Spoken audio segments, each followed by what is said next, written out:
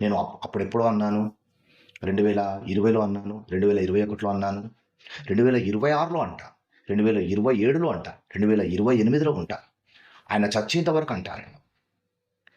మీరు గనక భారతదేశానికి వస్తే 2026లో తంతా, 2027లో తంతా, 2028లో తంతా, నువ్వు చచ్చేంత వరకు తంతా.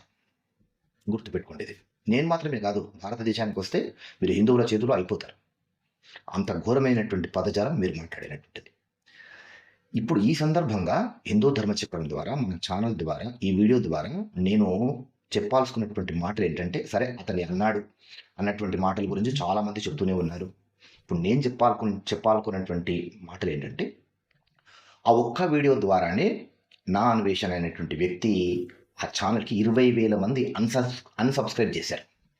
ఇప్పుడు హిందువుల్లో మీరు నిజంగా హిందువులే అయితే, మీకు నిజంగా దేశభక్తి, నిజంగా మీ లోపల భక్తి, గౌరవం ఏమైనా ఉంటే, హిందుత్వం అనేటువంటి రక్తం మీలో కనుక ప్రవహిస్తూ ఉంటే కనుక, నా అన్వేషణ ఛానల్ని అన్సబ్స్క్రైబ్ చేసేయండి వెంటనే. యూట్యూబ్లో, ఫేస్బుక్లో, ఇన్స్టాగ్రామ్లో అన్నిట్లో అన్సబ్స్క్రైబ్ చేయండి.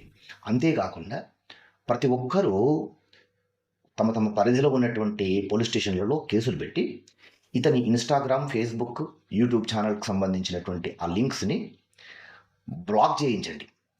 అంటే స్టేషన్లో మీరు కేసు పెట్టేటప్పుడు ఖచ్చితంగా ఈయన ఛానల్ని బ్లాక్ చేయండి అని కేసు పెట్టండి. ఇక గరికపాటి వారి విషయానికి వస్తే, గరికపాటి వారి అభిమానులను ఉద్దేశించి చెప్తున్నాను. గరికపాటి వారికి నిజంగా మీరు అభిమానులే అయితే, గరికపాటి వారి వీడియోల వల్ల మీరు ప్రేరణ పొంది ఉంటే, మేము గరికపాటి వారి ఫ్యాన్స్, ఫాలోవర్స్ అనుకునేటువంటి వాళ్ళైతే కనుక, మీరందరూ కూడా ఖచ్చితంగా మీరు నిలదీయండి, కేసులు పెట్టండి. సదరు వ్యక్తి లబోదిబో అనుకుంటూ, ఎందుకంటే అతని బతుకంతా కూడా ఆ వీడియోల మీదనే, అతని ఆదాయము, అతని బతుకు ఆ వీడియోల పైనే. దెబ్బ కొడితే ఆ వీడియోల పైన దెబ్బ కొట్టండి, కొట్టాల్సిందే. ఖచ్చితంగా మళ్ళీ ముందుకు వచ్చి క్షమాపణలు చెప్పి ముక్కు నేలకు రాయాలి. అలాంటి పరిస్థితి రావాలి.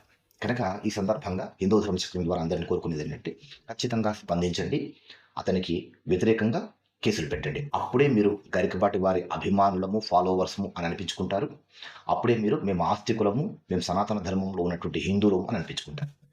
మీ అభిప్రాయాన్ని కామెంట్ రూపంలో తెలియజేయండి. ఈ వీడియో చాలామందికి తెలియాల్సినటువంటి సమాచారం ఇది కనుక కుదిరితే షేర్ చేయండి. వీడియో నచ్చితే లైక్ చేయండి. దేశాన్ని కాపాడుకుందాం, ధర్మాన్ని కాపాడుకుందాం. ఎందుకంటే ఈ దేశం మనది, ఈ ధర్మం మనది. జై హింద్, జై భారత్, వందే మాతరం. నమస్తే.